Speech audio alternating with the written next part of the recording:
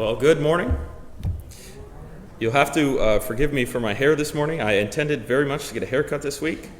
I'm actually going to be calling it the Nancy Halleck Memorial Haircut every time I get one. Because every time I'm up here and it hangs in my face, I can't help but think about her. We're going to be finishing up the book of Ruth this morning. And it's a beautiful book. We talked about it last week a little bit. We're going to close it up, talk about a couple things. We're going to gather around it, reiterate some of the things that we talked about. But I'm going to be reading in Ruth Chapter 4. You can feel free to turn there. We probably won't be reading out of the same translation, but I'm going to be reading again out of Robert Alter's Hebrew translation. And this is how it reads. Ruth Chapter 4, starting in verse 1, reading all the way to the end of the book. And Boaz had gone up to the gate, and he sat down there, and look, the redeeming kin of whom Boaz spoke was passing by. And he said, "Turn aside, sit down here, so-and-so." Okay, so-and-so is not his name, but in the Hebrew, it's his name isn't definitive, and that's done intentionally. We'll talk about that. So this guy's name is not so-and-so, but he just says, "Come here and sit down, so-and-so." And he turned aside and sat down. And he took 10 men of the town elders and said, "Sit down here." And they sat down. And he said to the redeeming kin, "Naomi, who came from the plain of Moab, sold the parcel of the field that was our brother Elimelech's. And as for me, I thought, I shall alert you, saying, acquire it in the presence of those seated here, and in the presence of my people's elders. If you would redeem, redeem. And if you would not redeem, tell me, that I may know that there is none except you to redeem, and I am after you." And he said, the so-and-so man said this, he said, "I will redeem." And Boaz says, "On the day you acquire the field from Naomi, you will also acquire Ruth the Moabite, to raise up the name of the dead man on his estate." And the redeeming kid said, "I cannot redeem, lest I spoil my estate. You redeem my obligation of redemption, for I cannot redeem." And thus it was in former times in Israel concerning redemption and concerning exchange to fulfill every condition. That's also how we know that this is not a book that was written in that time, because the author has specifically noted, well, in former times, this is how they used to do it. Okay, so if anybody tries to argue that Ruth happened during the time of the judges, you can point to this part and say, well, the author is saying in former times, this is how they did it. Anyway, okay. In former times in Israel concerning redemption and concerning exchange to fulfill every condition, a man would remove his sandal and give it to his fellow man. And this was the practice in Israel. And the Redeemer said, "You acquire it." And he removed his sandal. And Boaz said to the elders and to all the people, "You are witnesses today that I have acquired all that was Elimelech's, and all that was Chilion's and Mahlon's from the hand of Naomi, and also Ruth the Moabite, wife of Mahlon. I have acquired for myself as wife, to raise up the name of the dead on his estate, that the name of the dead be not cut off from his brothers and from the gate of his place. You are witnesses today."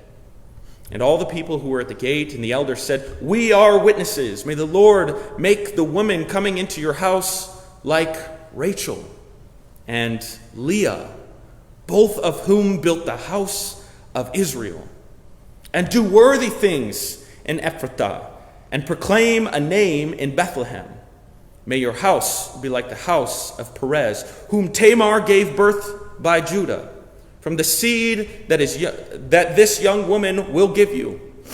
And Boaz took Ruth the Moabite, and she became his wife. And he came to bed with her, and the Lord granted her conception, and she bore a son. And the women said to Naomi, "Blessed is..." These are the same women gossiping at the beginning, just so you know. The same women come together. This is intentional. They said all together, "Blessed is the Lord, who has not deprived you of a redeemer today, and let his name be proclaimed in Israel, and may he be a restorer of life for you and a support for your old age, as your daughter-in-law, whom you love, has borne him, who has been better to you than 7 sons." And Naomi took the child and placed him in her lap and became a nurse for him. And the neighbor women called a name for him, saying, "A son is born to Naomi." And they called his name Obed.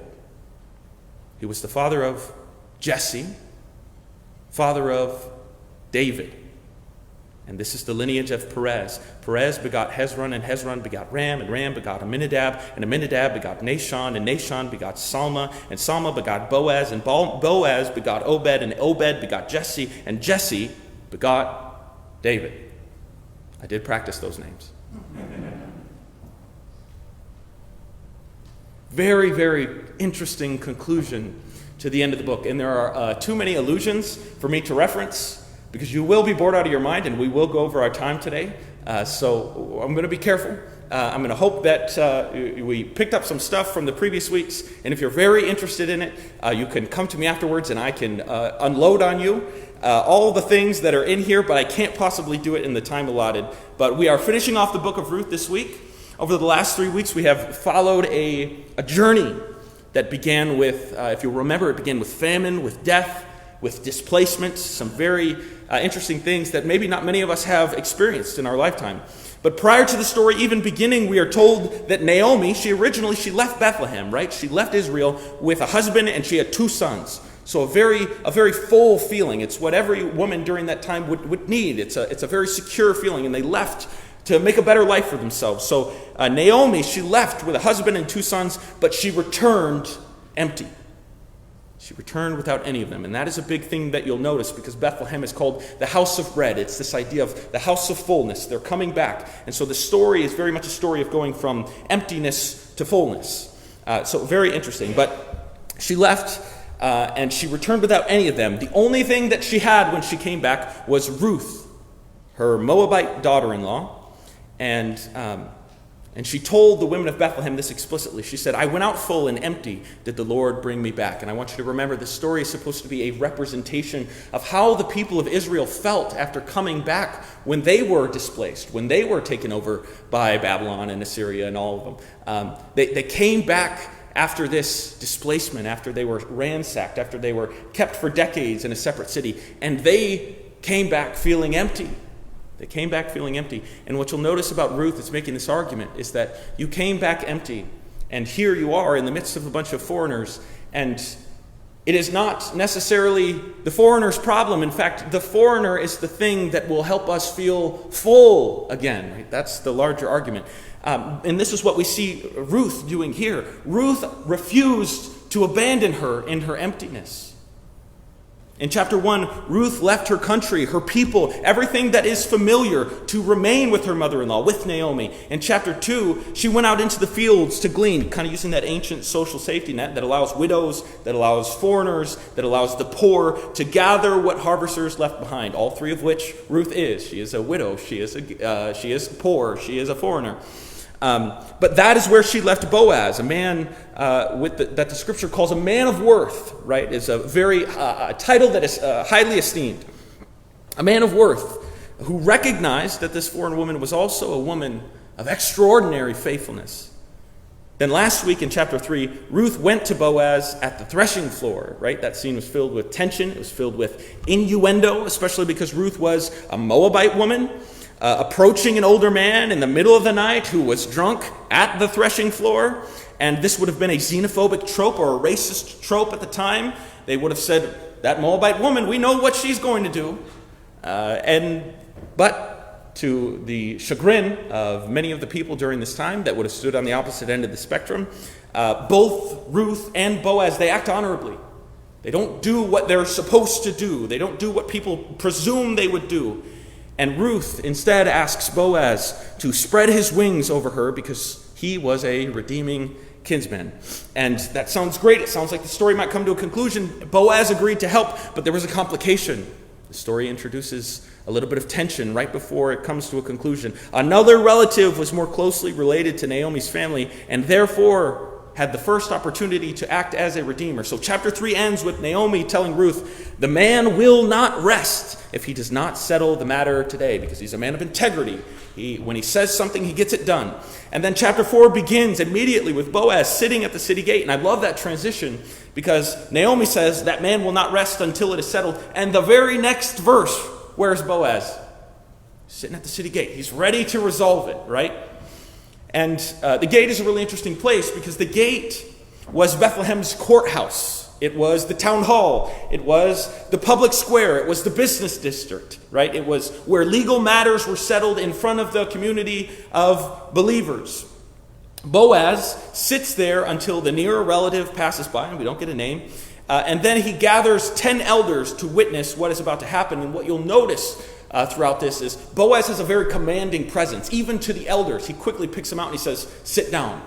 And he says to the man who is called so-and-so, we don't have his name, he says, sit down. He's a very respected man. He's a very commanding man in his community. So he's very revered. And then he tells them to sit down. He's about to explain what's going to happen. But interestingly enough, the narrator never gives this relative a name.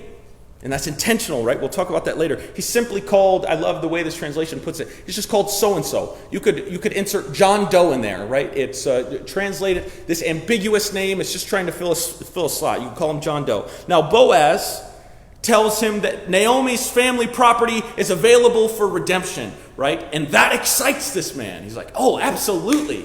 This property is available for me to redeem because he's the near relative, right? He has the first right to acquire it. And the man immediately says, yes, I will redeem it.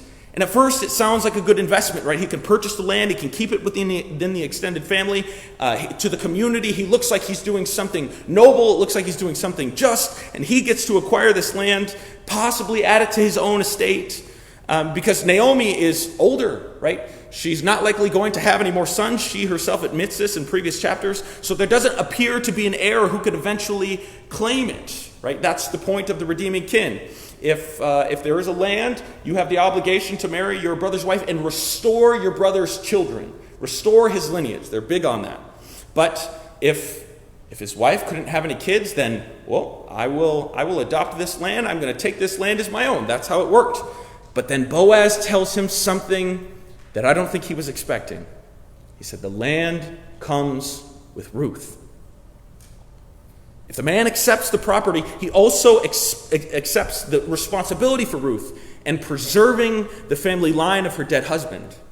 And if they have a son, if Ruth and this so-and-so man have a son, that child will carry her dead husband's name, Machlon, right? It will carry his name, and then that boy will eventually inherit the property, which means that it's probably not a good business decision for this unnamed man.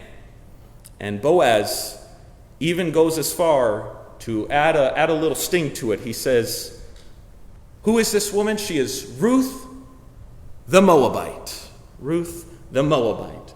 Not only will you not get this land, but you will have to take care of a person that you think is detestable. And that designation carries the whole history of hostility between Israel and Moab. Right? Ruth isn't just a widow. She is a foreign widow from a people that Israel has been categorically taught to distrust. Has categorically been taught to be seen as disgusting, impure. So suddenly, the man changes his answer. Oh no, I don't want that land. I cannot redeem it, lest I spoil my estate. Can you imagine somebody saying that about you if you tried to marry into a family? Oh, we don't want you. You're going to spoil our family. And then he tells Boaz, you acquire it. And Boaz gladly accepts the responsibility, and it fits because he's a man of integrity, right? That's the point. He does the right thing, the Levitically pure thing, the religiously, the faithfully, the lovingly pure thing. He does the right thing, even though there is a social stigma that's attached to it. But then something remarkable happens, right? The people of Bethlehem, they bless Ruth. They ask God to make this Moabite woman like Rachel and Leah, the great matriarchs who built the house of Israel. So the outsider is welcomed into the family, and in fact, she is placed among the mothers of Israel. Boaz and Ruth, they get married. Ruth gives birth to a son. The women of Bethlehem return, but this time they're not gossiping. They're not watching Naomi arrive empty and in grief. They're celebrating with her. They're telling Naomi that this child will restore her life and that Ruth has been better to her than 7 sons. Maybe to us we're like, oh, that sounds nice. Maybe that's a compliment. But that's unheard of. to say that, okay? I don't think that we understand how wild of a statement that is during this time. That a Moabite daughter-in-law is better than 7 biological, pure-blooded Jewish sons, okay? Much of the population during that time would have been disgusted at that notion. That a foreign woman, that one who is a daughter-in-law is better than 7 sons. But then Naomi comes full circle, right? The woman who came home empty to the house of Bethlehem is now holding a child. She's holding security. She's holding the restoration of everything that she lost. She's holding her grandchild in her arms. He is the restoration. And guess how this restoration happened? Through an immigrant. That's the punch of the story. That's the gut punch. And it is the women who name him Obed. The community endorses this, and Obed becomes the father of Jesse, who becomes the father of King David. If it's not as much of a gut punch to say the immigrants restored us, now it's trying to say the immigrant offered you the greatest king that Israel has ever had. This is a slap on the face to the racist. That's literally what's going on in this story. And that genealogy reveals the larger argument of the book. As we've discussed through the series, Ruth appears to be a quiet, not a loud response. It's not running in the streets. It's not trying to burn anything down. It's trying to be a quiet, a meaningful response to the exclusionary reforms associated with Ezra and Nehemiah. Those reforms treated foreign wives and their children as threats to the identity and the purity of Israel. But the author responds by telling a story that you can't help but acknowledge. You can't help but look at Ruth and acknowledge the integrity and the love that she has for the people of Israel. More love than the people of Israel have for their own. The story asks us to know this foreign woman before judging her. We see her grief, her loyalty, her courage, her integrity, her love. Then at the very end, we discover that Israel's greatest king could not exist without her. And it is those traits that she possessed that intentionally are being passed down to whom? To King David. All the things that the nation of Israel loves about King David, the story is making an argument that it comes from this very woman that you now want to kick out of your land. If you remove Ruth, you don't get King David. The story tells about itself, or the story Israel tells about itself has a foreign woman standing at the center of it. It's making it so that you can't ignore this. And that's great. It's awesome, right?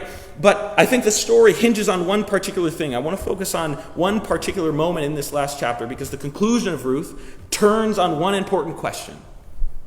It is this moment where if you're reading the book and maybe if you disagree or it's pricking your heart or you're on the other side, this is a moment that's calling for you to change. This is the question. Why is this unnamed man, Mr. So-and-so, John Doe, why is this unnamed man willing to take the land, but he's unwilling to take responsibility for Ruth? Okay, this story is very intentional about that. He's all gung-ho about redeeming the land and doing his obligation and doing his duty, but then as soon as Ruth the Moabite pops up, he says, oh, no, I can't do that. This is what the story turns on, right? This is the point that it's trying to make. And I love the translation here. When this anonymous man explains why he will no longer redeem the land, he doesn't mince his words. He says, because of Ruth, I cannot redeem, lest I spoil my estate. Very intentional choice of words right there. That word spoil sums up the attitude that a large portion of the nation of Israel has towards immigrants. Has towards immigrants, even to this day. If you could sum up what it meant to belong to Israel, it's this idea of purity. Okay, that's what the question of Ruth is wrestling with is who is pure and who is impure? Who is dirty and who is clean? That's why this man says that Ruth will spoil his estate. That's why Jewish people have strict baptismal or ritual cleansing practices. That's why they don't eat specific foods. That's why the adherence to their laws is so strict. So the question at the heart of Ruth is whether she's pure or not. And then by extension, whether immigrants in general are pure or not. Will they spoil the nation? And believe it or not, this is a question that we still wrestle with to this day. Isn't that absurd? This is very much why some groups, when they're the target of racism or segregation, they're framed as what? Dirty. They can't drink in the same drinking fountain that I do. They can't be in the same classroom as my children. They can't sit in the same spot on the bus as me. They can't live in the same part of the city as me. Why? Well, because they're dirty and I'm clean. This obsession with purity is inherent in the principle of conservation or preservation, right? Conservation and preservation. That's what this purity thing is trying to do. Judaism is a quite small portion of total religious belief in the world, but it is also quite old. It's old because of the conservative nature of it. That's how they suppose, right? That's their bet on survival. How will we make Judaism survive? Well, we're going to preserve. We're going to conserve it. Maybe it's not going to be the most popular thing in the world, but we're going to make sure that it stays pure. That explains a lot of what you see in the news that's going on over in Israel right now. It's a purity question. That's how they suppose that Israel will last. Keep it pure, protect it, retain it, conserve it. But Ruth is offering a very intentional counter-narrative to that. Ruth argues that conservation is inherently selfish.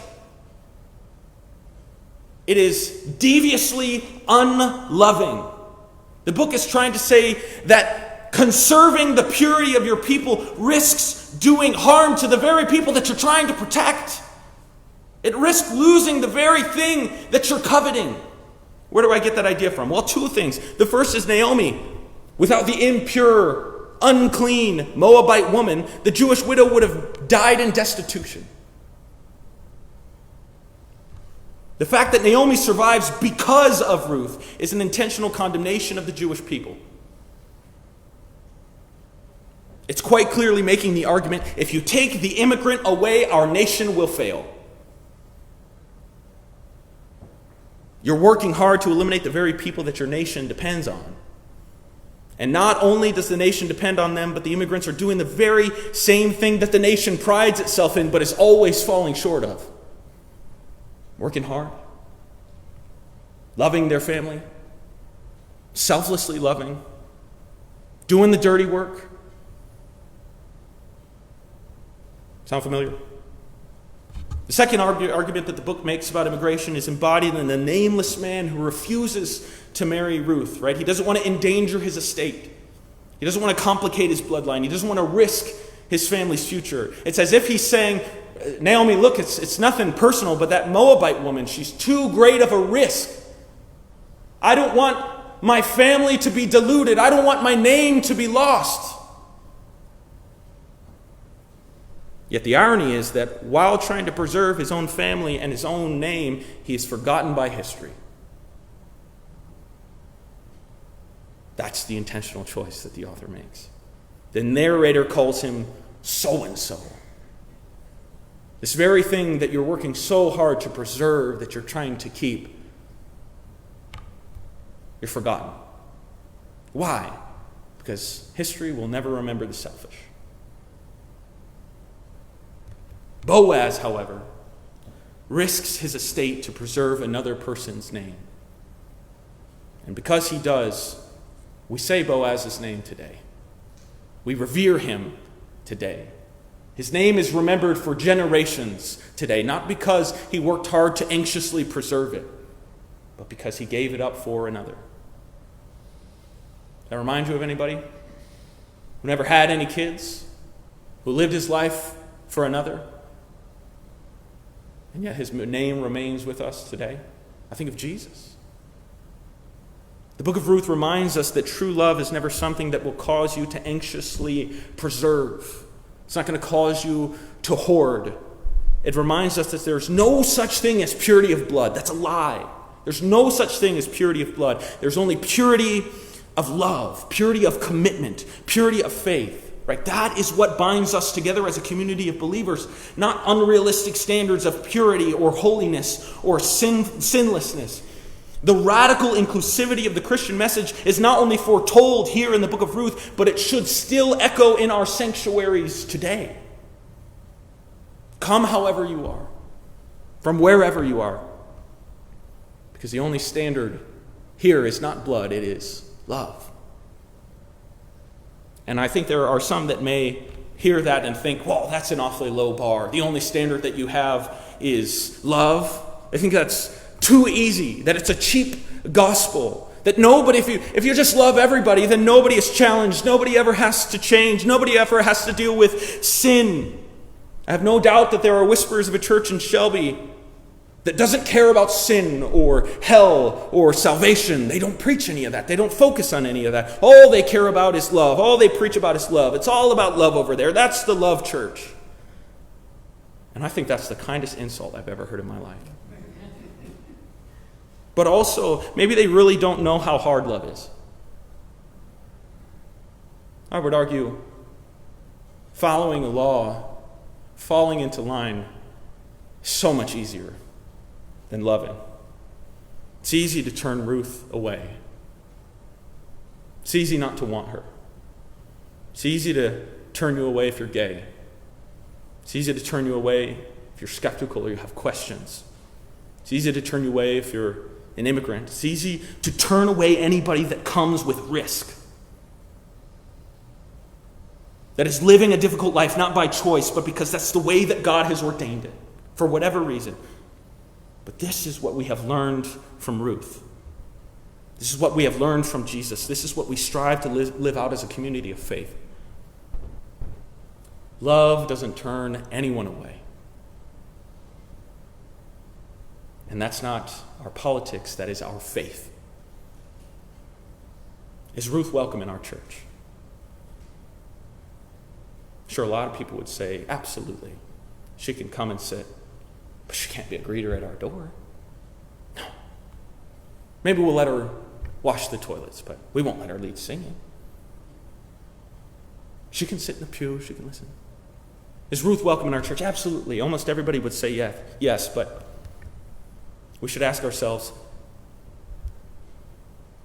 is Ruth welcome? Absolutely. But